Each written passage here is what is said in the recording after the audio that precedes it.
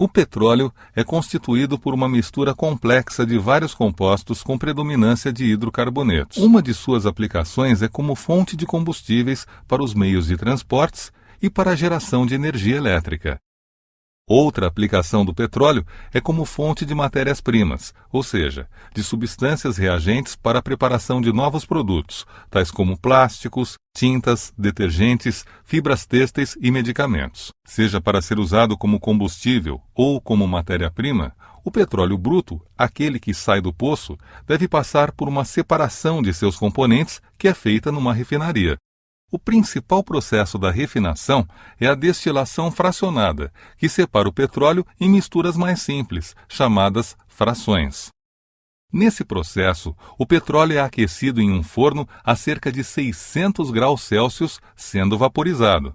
O vapor produzido é enviado para a torre de fracionamento ou coluna de destilação, que é um tubo vertical formado por bandejas horizontais dispostas umas sobre as outras com temperaturas diferentes. As temperaturas das bandejas inferiores são mais elevadas que as das bandejas superiores. Ao subirem pela coluna, os vapores do petróleo são resfriados. Quando uma fração desses vapores atinge uma bandeja com temperatura menor do que sua temperatura de ebulição, ocorre a condensação dos vapores e o líquido resultante é retirado da coluna. Os vapores restantes, que têm pontos de ebulição mais baixos que a temperatura da bandeja, borbulham no líquido e passam para a bandeja superior, onde o mesmo processo se repete e outra fração é condensada e retirada.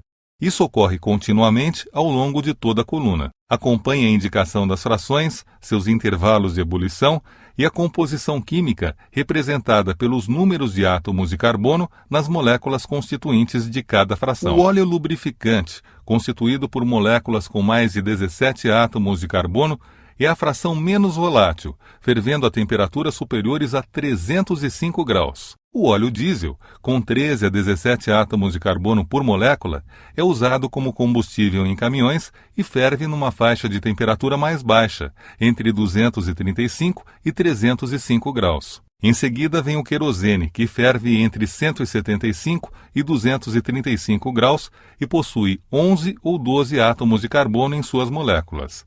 Ele é utilizado como combustível em aviões. A gasolina, usada como combustível em automóveis, é constituída por moléculas que têm de 5 a 10 átomos de carbono e sua faixa de temperatura de ebulição está entre 40 e 175 graus. O gás, usado como combustível doméstico e industrial, é a fração mais volátil do petróleo, sendo constituído por moléculas que possuem de 1 a 4 átomos de carbono.